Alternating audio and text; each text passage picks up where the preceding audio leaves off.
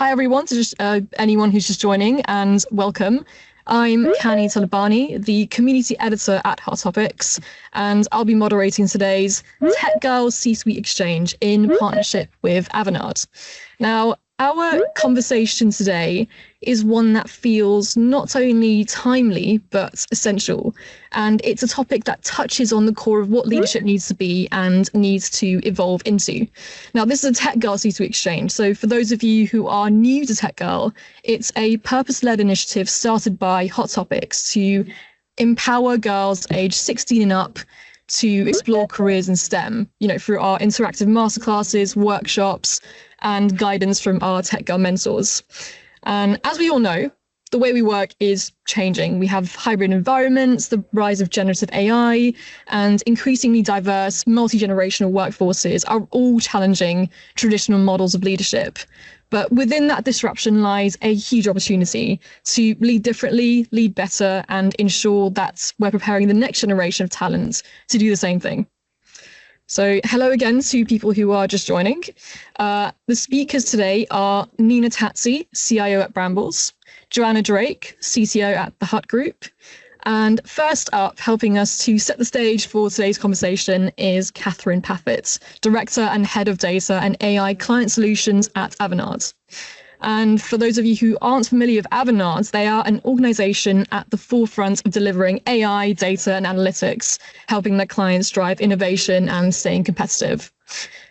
Again, a little side note here for the people who've just joined and the live audience watching. If there's something you'd like to ask any of our speakers, please do pop your questions into the chat box. As I said earlier, it's a fun little element we're trying today. That's where you all react to your favorite questions in the chat, and the ones that get the most hearts, likes, smiley faces will be read out promptly. Now, Katharine, I think we can start. My first question for you is, how do you define being a steward of tomorrow's talents in today's environment of rapid change? That's a fantastic question. Thanks for asking, Kani. I think for me, I always think you get the best results if you have a diverse team. And I look at us right now in the era of AI, and I get very excited because I think AI really levels the playing field. So I think the technology really has that ability to include, and I can think of fantastic examples, which I can also allude to later on, how it's really, I think, leveled the playing field for all kinds of people, but it also, most importantly, has the ability to exclude. So really at Avanade, when we are developing any application with AI, we're not just thinking who is in the room, we're thinking much more importantly, who is not in the room. And when I go back to that point about diverse teams, we need a diverse team when we're designing these applications just to make sure that they are very, very inclusive. And I'm always thinking, first of all, I'm thinking, how can I empower my teams to really come to work and do the best job possible? How can I empower them to give their best performance at work? So that means thinking a lot about inclusive design. And then secondly, I think a lot about how can I make sure that everyone has a voice. So I'll give you an example of inclusive design. So Microsoft GitHub Copilot, for instance. So for developers that could have ADHD, for instance, they have certain features where notifications can be switched off, so that they can really get in the zone. There's no distractions, and that's a great example of inclusive design. For instance, in terms of inclusive office space, I worked at a number of companies, and Microsoft, for instance, we had fantastic booths. So if you were particularly sensitive, if you could have a kind of sensory overload, for instance, which a lot of us get if there's a lot happening, if there's a lot of calls happening, a lot of people walking past. Microsoft actually had booths where you were in there with your monitor and you could really just get in the zone and concentrate. I worked for EY for a number of years, and we actually had a no call zone in the office. So we had different zones, and there was one zone where it was very, very much inclusive in terms of just having a quiet space, and we had other zones where you could be more collaborative. So I think in terms of inclusive design at the office, I'm always thinking of how can I enable our teams, our diverse teams, to actually perform at their best. And British Airways actually put it very, very well. They released a video for Diversity Disability Pride Week, and there was a quote there from Steve Mason, who works at British Airways, and he said what Disability Pride Month means to him is everyone achieving their best potential, no matter what their limitations are. And that's my aim. That's really my aim with our teams. Second point is around giving everyone a voice. I remember years ago I had a meeting and we'd all agreed on the agenda. It was a pitch. We'd all agreed on the agenda. We had the best people for each topic, and we were going into that pitch, and we just thought we had the most fantastic lineup. And we got into the pitch, and we didn't really keep to the agenda. There were quite a lot of things that happened, and we had to be agile and pivot. But what really stuck with me is that a lot of the brightest minds in the room that we'd really been, expecting to really, win the business partner over, they stayed quiet, and that experience really stayed with me. And I make a real effort in everything I do just to think, how can I make sure that everyone has a voice here? So that means positioning the right people at the right time. So if I know I'm going to be talking to, say, a client or a business partner, it means actually positioning the best person, but encouraging them to talk. So saying, well, we've got so and so here, he's fantastic, he's really driven with value with this technology at this client, he's delivered these results, what do you think? That means positioning colleagues with the right people. And also if you're in scenarios like that, also just finding subtle ways to actually get people to talk, whether that's pinging them per Teams and saying, hey, you're going to ask your question, or whether it's actually calling them out and saying, hey, what do you think about this topic? So I think that's really top of mind for me with my teams. And Nina, Jo, how are you empowering your teams? How are you being stewards and leaders of tomorrow's talents?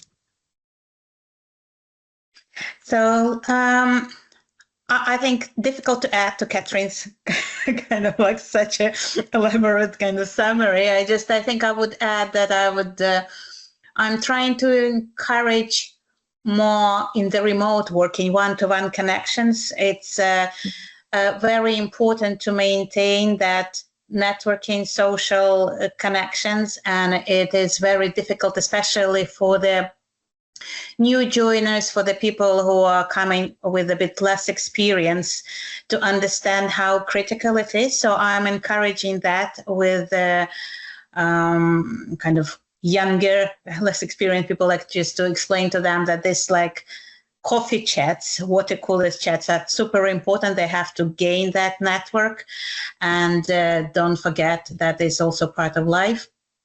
And also I'm putting a lot of efforts on trying to build that also one-to-one myself with the team, to understand each of the team member I have, like how they feel, how they're able to open up and participate in the team conversations, not assume that we're all the same, but actually trying to find the ways to make them join into, maybe pair them up in some of the joint projects. Not everybody is able to speak, especially in the remote setting. It's super difficult. I know that myself. And the last point is to share my own vulnerability. So it's like to run kind of those sessions, more talking and sharing how I feel, like the imposter syndrome I experience myself, and just let them bring themselves to those conversations, just to be opening up by leading the way, by showing that it's actually relevant to all of us, so that they don't assume that they're on their own struggling with those kind of problems, challenges. So those I can add. Jo? Yeah, sure. Yeah, everything that Katharine and Nina just said. So I think on top of that, for me, it's about that inclusive culture and creating that psychologically safe environment, regardless of who you are, where you're from, what stage you're at in your career.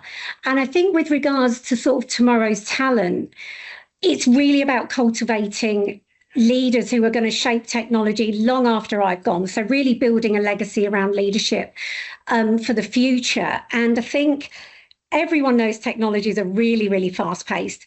Industry, it's not getting slower at all. So we need to have an environment that doesn't just survive rapid change, but actually thrives on it and thrives because of it. So I think I'm always trying to sort of create learning, particularly around the culture. So building teams that see change as opportunities and not threats, so thrive from that rapid change. The key one for me is around failure as learning rather than failure as punishment, and making sure all that fail fast stuff, we know all about that, but making sure we learn from it as well, and that people aren't punished. That's a big part of psychological safety within our teams. Investing in learning and making sure the budgets and the time that is there for the learning.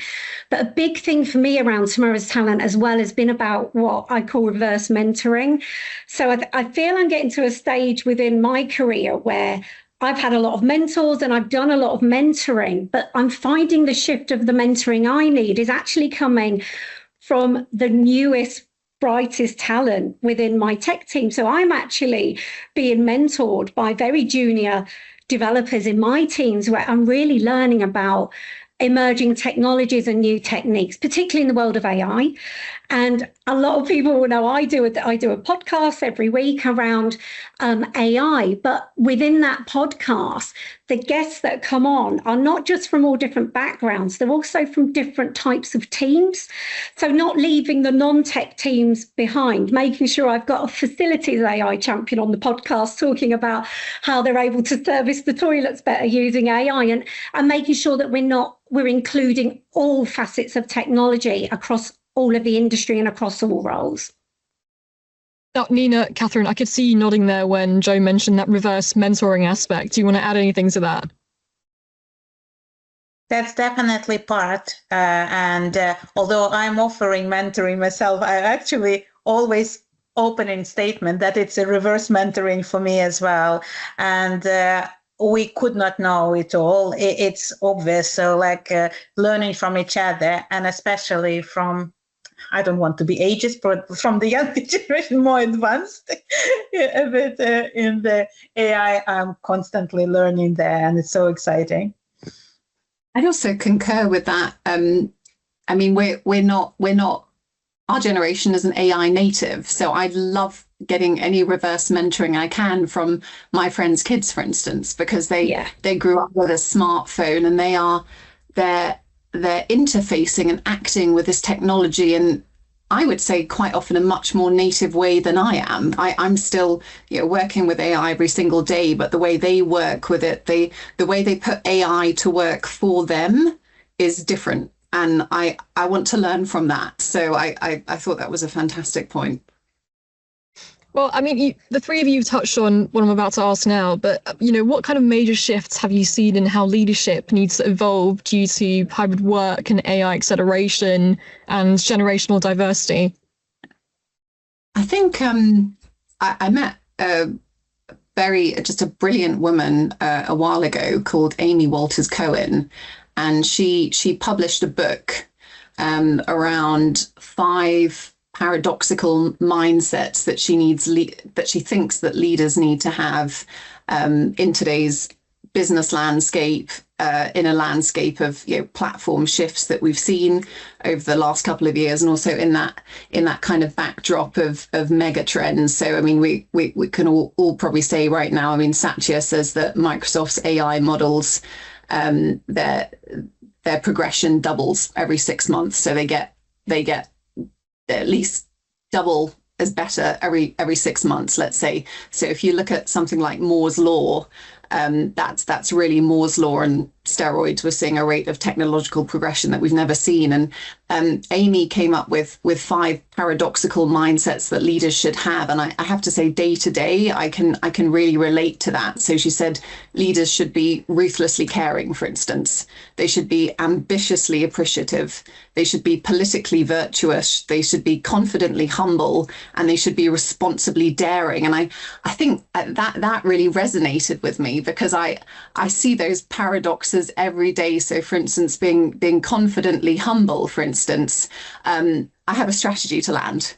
I have sales targets to land, but I'm working every single day. I'm in a very privileged position. I'm working every single day with people who are a lot smarter than me, and a technology landscape that I said that is really equates to kind of Moore's law and steroids with the rate of progress there. So I need to be confident, but I also need to be very, very open to being proved wrong. I'd say, being open to pivoting on the strategy, and be humble, because I'm sure I'm going to get proved wrong, probably 5 times a week at least, because everything's changing. So I think as a leader now, you do have to embrace those paradoxes, because they're only going to increase when we look at that technological progression that we're dealing with right now, and when we look at all of the mega trends that we're experiencing globally right now, from geopolitical risk to aging workforces, communities. It's only going to get more. Okay, paradoxical lessons. Nina, Joe, thoughts on this? Need to get that book instantly. Shall we go to purchase that after this? I agree with a lot of those points, Katharine. I think I love the responsibly daring thing. I've grabbed that. I love the sound of that. So I think the being present thing has been a really interesting one, because I think.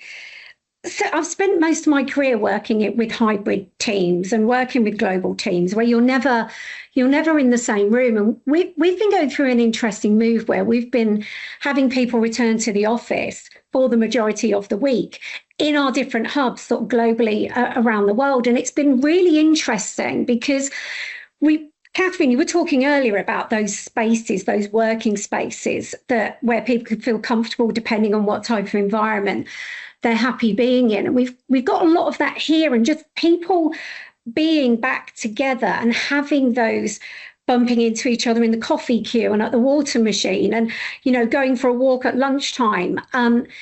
The difference has been invaluable in that personal connection. And I think that using your emotional intelligence, getting to know your team. I was on a TechGirl panel a couple of weeks ago in Sardinia, which some of the people watching the panel, which would have been at, and Esther on there was talking about the importance of getting to know your team, getting to know your players, and understanding their strengths and weaknesses, no matter where they are, and playing people in a position of strength.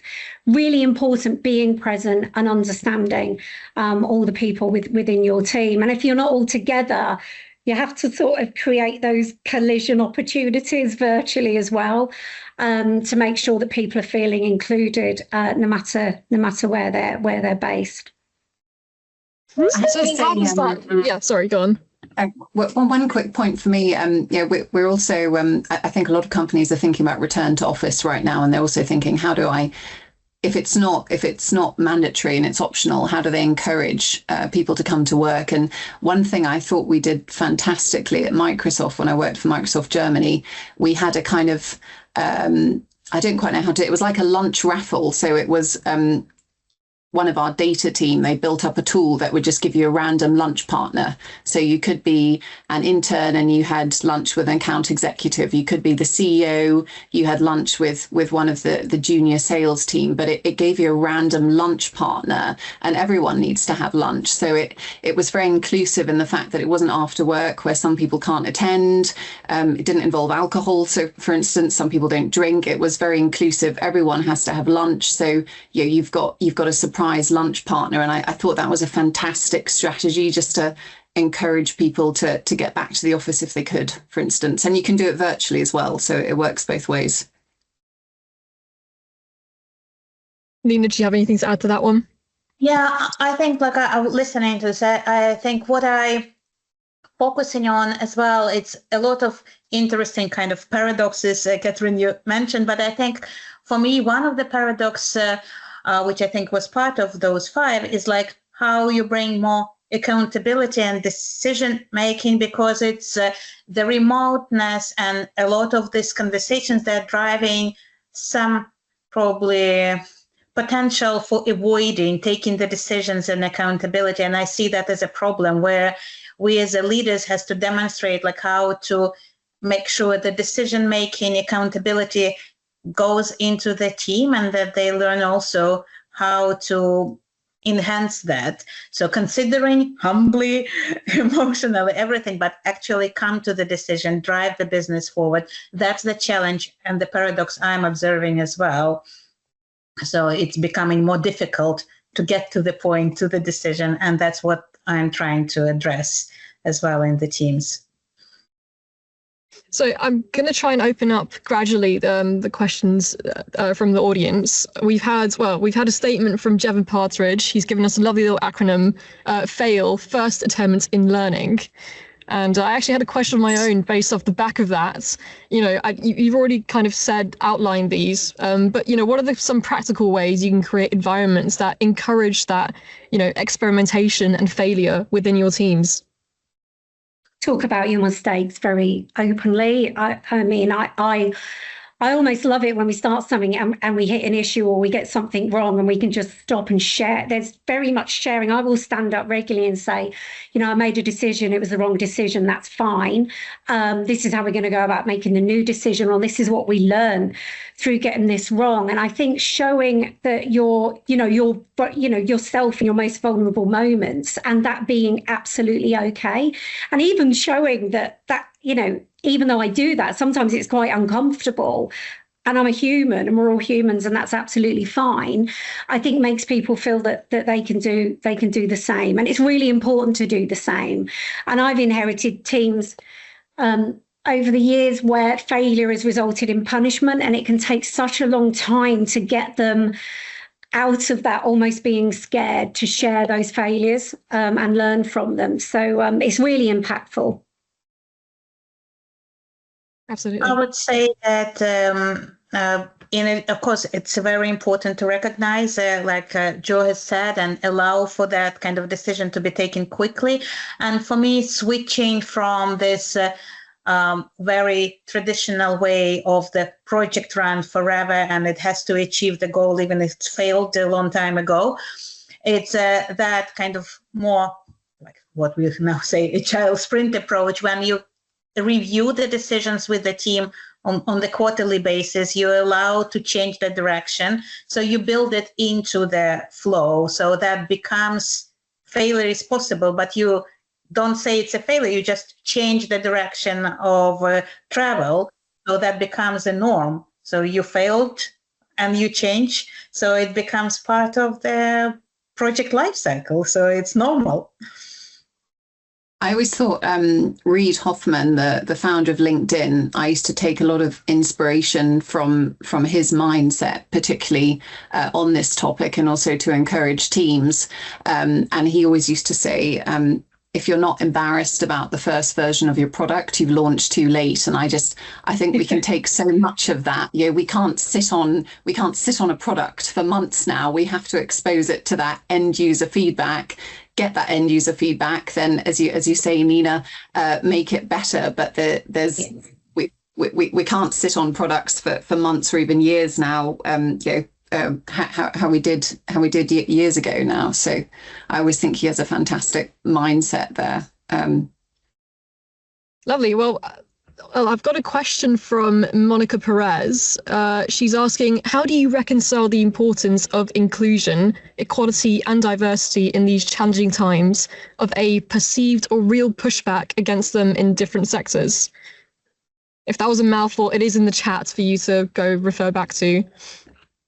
But I'm going to open this up to anyone on the panel to answer.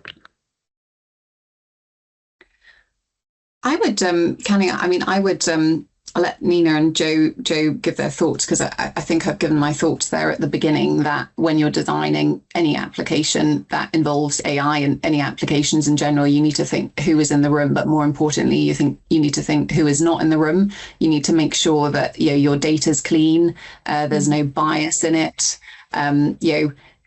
You need to make sure that you've really taken everyone into account, and that's paramount, that you need to be responsible in everything you do. I can think of one company years ago, they built a solution that incorporated AI to unlock car doors, for instance, but there was only a certain demographic who was involved in building that solution. So at the end of the day, if I'd tried to open that car door with my red fingernails, I would not have been able to open that car door. And there are a number of other demographics who also couldn't open that car, for instance. So you've just got to include everyone in that design process. And you've also got to make sure that you design your workspace and your working areas and your offices inclusively so that everyone is included and everyone can bring their best to work.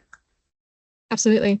I think as well, so I was just finding Monica's question in the chat, because I think what Monica's getting out here is that I think we all know, and we all talk about the importance of inclusion, equality and diversity, but we do seem to feel we're in a time where there seems to be more pushback on this than I think we've probably had in the last few years. And it almost feels like just as we were getting there seems to be a bit of a change in community generally that's almost starting to push back on some of those beliefs, which is really interesting.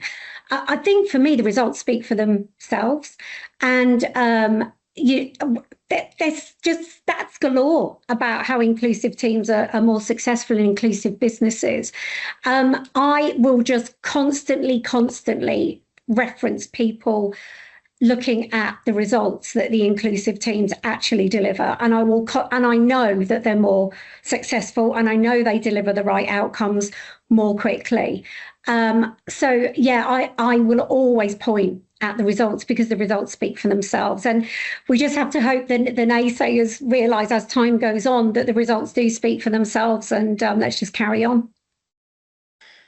And continuing on that, I do feel there is a pushback. I think we all kind of realize it's in the geopolitical kind of conditions, and it's not a secret and nothing to kind of, but I continue promoting that myself and encourage others, like for the diversity conversations, to just get going, be it in the open, and use statistics and use numbers and just stick to those, because they help to move that forward initially. When there were targets, there were like direction. I think we should not let it go just assuming, because they slightly moved on those targets, let's just assume everything is done and it's perfect.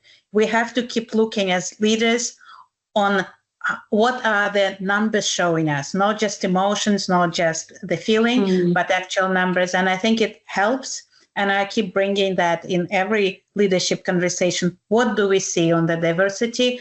What are the ratings? And always included in the conversations, in the leaders' coffee chats, in the formal, informal town halls, and also in the anonymized questionnaires. Always measure that point, how people feel. Is it continuing happening? So informal feedback and also structured data has to be always there. We should not let it go. Otherwise, it will slip very quickly, especially in the current times of the formal pushback. So let's be transparent. It happens. We need to promote it. I do think as well, sort of over the years, there's been a lot of focus on organisations having sort of DE&I targets and strategies and publicly, publishing them. But they're not actually embedding them within the functions within the business. It's almost like we put this target out there and then there's an afterthought of, oh shit, did we actually hit any of those numbers? Are our numbers anything like that? And I think they need to actually be properly embedded within the functional leaders within an organisation, and they have to be measured against those objectives rather than it being some high-level organisational strategy that's in their outward-facing, material. It's got to be real, being lived and breathed every day. Thank you all. And Sarah Mabasha has asked, she's stated that obviously the younger generation is very conscious of judgment and being judged. And how do you, in your mentoring sessions or when you're advising people, how do you get them out of that mindset and more focused on their progress and less on being absolutely perfect in their roles? I think a lot of that comes from confidence as well, because I think we probably were all a bit like that and maybe didn't speak up or put ourselves forward because we were worried we were going to be judged heavily. And I think a lot of that comes with confidence, and it's trying to instill that confidence there. And I think, you talk about younger people worrying about being judged. I think you can always start to talk about generational diversity and the difference there is with all the different, I can't remember what Gen X, Gen Z, but there are lots of different generations that we're working with, especially with people working longer within our departments. But yeah, I think a lot of that comes with confidence and helping people show what they're doing maybe in other ways. They don't necessarily have to speak up. In a great big room, there are other ways in showing your results, getting feedback on those results and increasing people's confidence. I'm laughing because I'm having this conversation with my mentee like almost on the weekly basis and trying to make them be more brave, kind of step out and stop trying to be perfect and go and explore. And I'm trying to say that just go into the unknown area, stop sticking to the area you know, and try doing something you haven't done, you don't have experience doing, and experiment. It's I noticed that as being like getting stuck in the area you feel comfortable is like getting a bit more a comfort zone for the younger generation. So I think that's encouraging, but also making them, just putting them into the assignments where they're like completely in the new, to help them take those risks. But it's a very fair comment. I observe that risk taking and trying to be perfect is becoming a bit more common. Definitely. I think a lot of that comes from the psychological safety piece as well. And I think, in the culture within your organization, I think whether you're junior or not, there can be situations where you might be within a certain group of people. And if there's a culture where the hippo, like the highest paid opinion in the room, is the one that's making the decisions, not necessarily with the buy-in of the others, that can cause a problem where you think you're going to be judged if you speak up. So I think regardless of where you are in your career, that psychological safety and feeling like you can speak up, if you are worried about being judged, that's only going to help if you've got that type of culture there. Absolutely. I really concur with what both of you said there. Well, Katharine, there is a question for you specifically from Atif Siddiqui.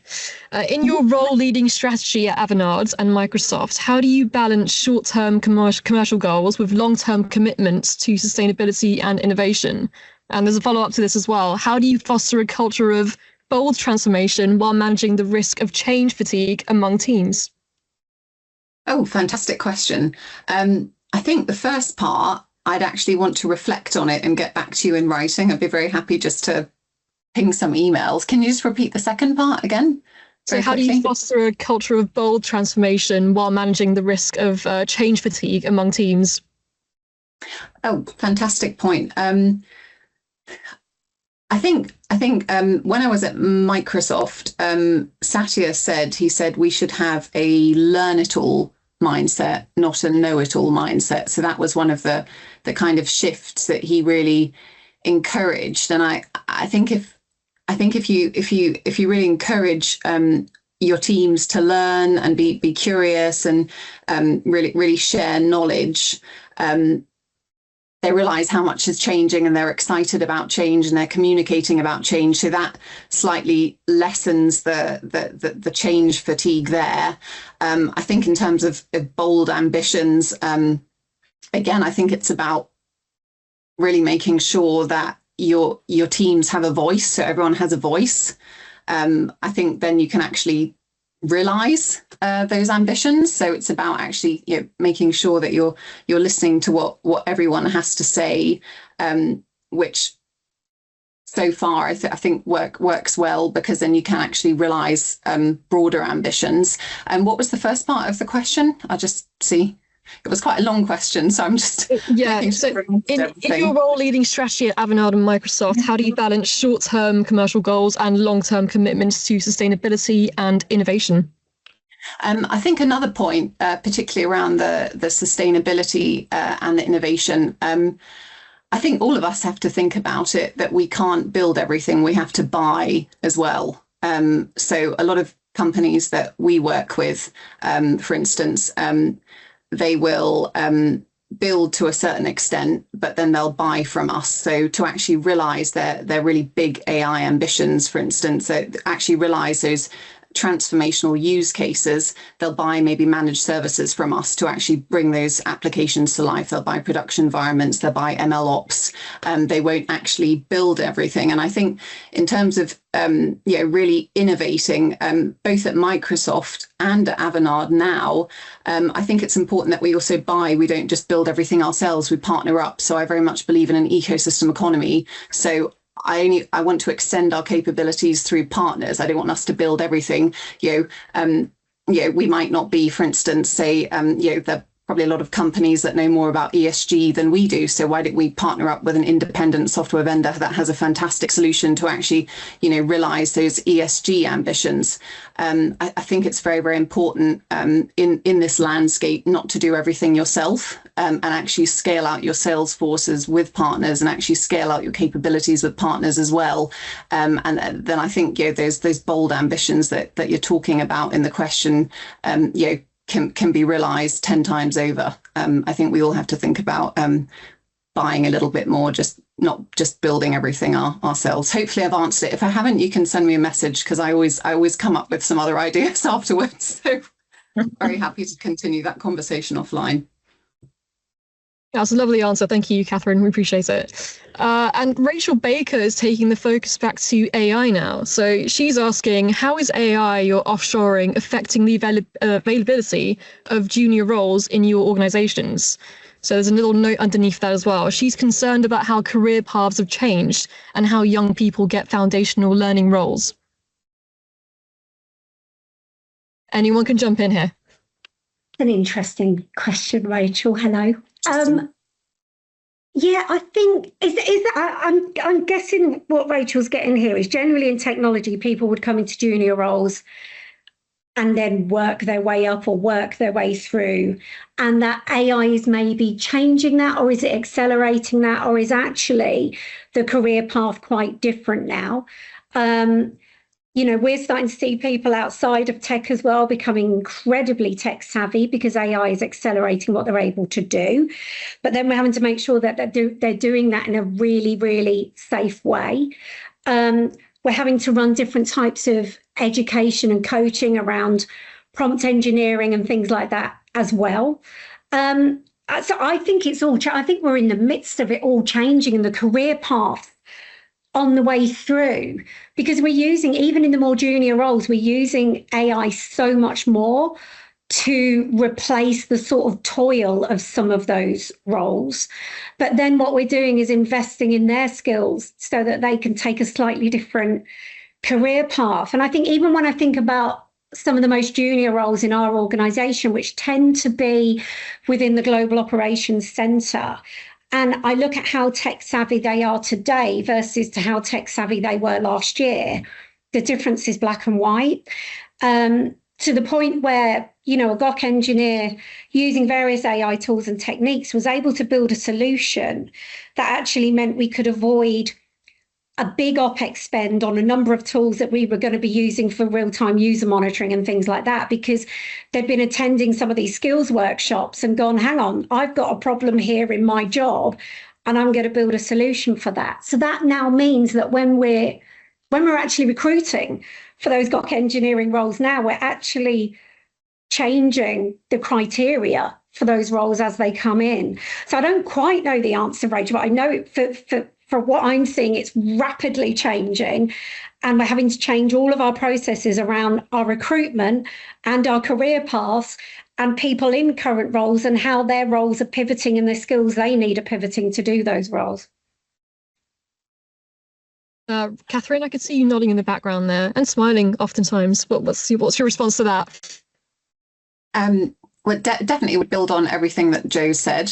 I think we're in a very interesting backdrop right now, because a lot of the when I did various internships, there were a lot of very exciting tasks, but there were some more menial tasks now that you can get done very fast and to a fantastic standard with Copilot, for instance. So there's a lot of tasks that you don't necessarily have to do manually now. I think we really need very original, out of the box thinking right now, because I think if we're the projects that have most impressed me around AI transformation are where we've actually rewired the client's operating model, and actually they've actually rethought how they do things. So we haven't just bolted on a new technology onto a old process. We've actually re-envisioned the process. We've come up with something completely different. As Joe was alluding to what your engineer did, he just rethought how we did things. And I think particularly on a junior level and a senior level, we're going to have much more work around actually rethinking the status quo, rethinking the operating model, and kind of preparing for this new era. And that doesn't mean that there will be less of those tasks, but in their place there'll be much more exciting tasks. And when I think of a generation who's really set to do that, I think we are too. But I'm just going to go back to that reverse mentoring conversation. The way that generation, the way my friends' kids, for instance, interface with this technology is completely different. And I would love to have them in charge of actually creating some of these new processes, because we need that type of thinking, and we need that way of natively engaging with this technology that they have, because they were born in this era, and from day one they were interacting with this technology to actually put that technology to work for them. And I think for is the important word there. It's not doing something with this technology, it's letting this technology do something for you, whether it's for you as an individual or for your business. Nina, I could see you nodding there to the statement on out-of-the-box thinking. What are your thoughts on that one? Yeah, it's an opportunity which I think is very good for the new junior roles to come in and bring that challenge. I'm just always trying kind of to make sure that we understand, Katharine, as you're saying, what process we're optimizing, because they still lack that kind of understanding of the process. So I think that's balance, again, to your paradoxes, to still give them opportunity to learn the basic process, to be able to think out of the box. So I don't see that it's going away, the need to actually understand the basics, to be able to bring that out of the box thinking. So I see it as an opportunity, but also as a threat. Sometimes people just don't realize that the process has to be re-engineered, and it needs the experience with that out-of-the-box thinking combined. So maybe pairing up that out-of-the-box thinker with the person who is sitting in the process for a long time, kind of to do that challenging dialogues happening. Lovely. And I think Joanna Piper's just about to head off, but she's basically said we need to support junior roles. They can't become senior if they don't start as junior. Anything you'd like to build on that?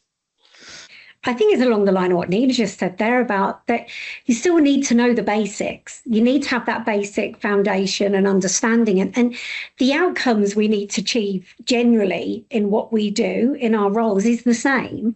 It's just the way we go about them is changing. So the basics are the same. The mechanisms and how we get there have been rapidly changing, particularly over the last couple of years. I can also just give a quick example. I remember one of my early on in my consulting career, really a junior project I had. We worked with the back office on a particular process in financial services, and we just really worked on the backlog with the back office. And now I'm increasingly having a lot of conversations about that process and how to, re-envision, redesign that process. And to contextualize your point, Nina, I would not have that knowledge of that process if I hadn't worked in it nearly 12 years ago, and actually seen firsthand with the back office, gone through it and seen the pain points, the good points, and how we could do things differently there. Lovely, thank you all. And obviously, I just want to mention that there are a few people who were keen to attend today but could not make it, and they sent over a few questions in advance. I'm going to read out my favourite one. Can you share an example where empowering younger or emerging talents led to unexpected innovation? Gosh, every day. Ooh. Yeah. Every day I am astounded at we had a guy last week who he worked in a team that when some of our big e-commerce clients have got changes that they want to make to their websites.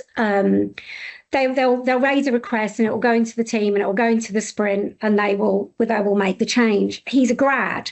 He's not been with us very long. And he'd been attending the AI podcast, which is called Supercharged Engineering. So he was learning all these new tools and techniques.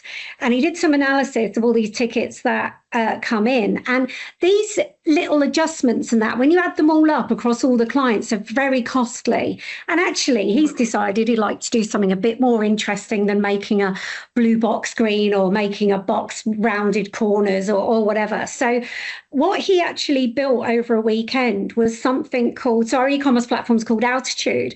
He built a product called Ultilabs. He analysed all of the requests that come through, and he built a tool that could deliver 90% of those changes self-serve directly by the client instantly, all with a sort of interactive drag and drop UI. And that single thing just in one weekend absolutely blew my mind. And this sort of thing is happening all the time. And we go back to people in junior roles and understanding the basics. And Katharine, you talked about that back office process. It's all still the same processes. It's all still the same tasks and the same outcomes. But when these people understand those things and then they apply their way of thinking and their way of approaching solving these problems, that's when the magical stuff's happening. And I'm seeing it happening day in, day out, and it's wonderful. Nina, Katharine, are you seeing this kind of innovation within your own organisations? Yes. Nina, do you want to share first, or I can share a couple of examples as well?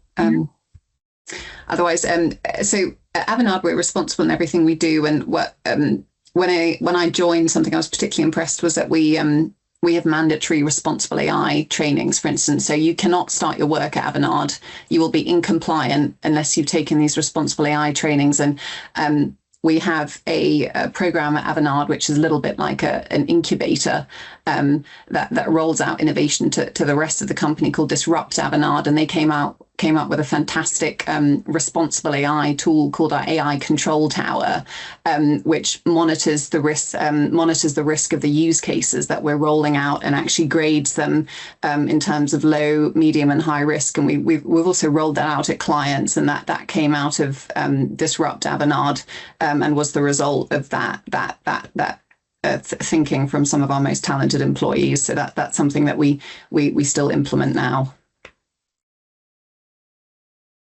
Lovely. And Nina, did you want to add something to that?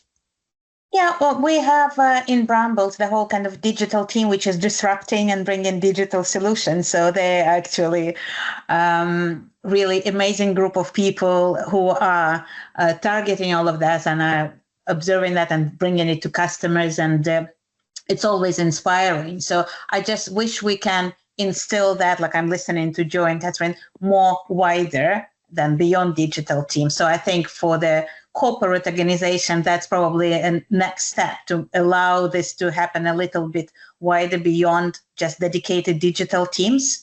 So that's something I think we need as corporates to kind of develop a little bit further, to be a little bit more kind of open and democratize those skill sets. We used to have a lot of that here. It's kind of like there used to be this separate, a few years ago now, sort of R&D team that got to play with all the new tech. And of course, it's accelerating so quickly. Within all of the products, you need to be innovating like that. Katharine was saying earlier, you can't be doing things in months and years. You've got to be releasing new versions of your products every couple of weeks, really. You need to be showing these new features landing, and you can't wait. And why should they have all the fun? You know, the teams are like, we want to be doing R&D ourselves across all of our products. So yeah, when we had it siloed, the teams are a bit miffed about, we want to be using the goodies on our products. Lovely. Thank you very much, all. I'm going to leave you then with one final question. What are your top 3 key takeaways from this session, taking everything that's been discussed into account? I'll start with you, Katharine. I think a blend of generations in the workforce. I think we've talked a lot about inclusive design and having everyone at the table, but particularly around the chat we've just had about processes and re-envisioning how we do things. You need everyone at the table there, and you need that wisdom from people who've seen the progression of those processes and how those processes have evolved. And then you need some of our more AI native colleagues at the table too, who've just grown up with this technology. And then I think, yeah, as you say, you can really produce transformational results, and probably a competitive advantage in what you're doing as well. Are we going for one each, or are we going for three each? I wasn't quite sure. I'll leave it to you. You can do one or three, whatever suits you most. I'll go for that one, and then hand it over to Jo and Nina. Yeah. I'm actually so fascinated with the book Katharine has mentioned. It's the only thing I can think about. I have to say that I'm ADHD. So for me, it's like I got stuck on that one. It's very difficult to think about this. But that was an exciting learning.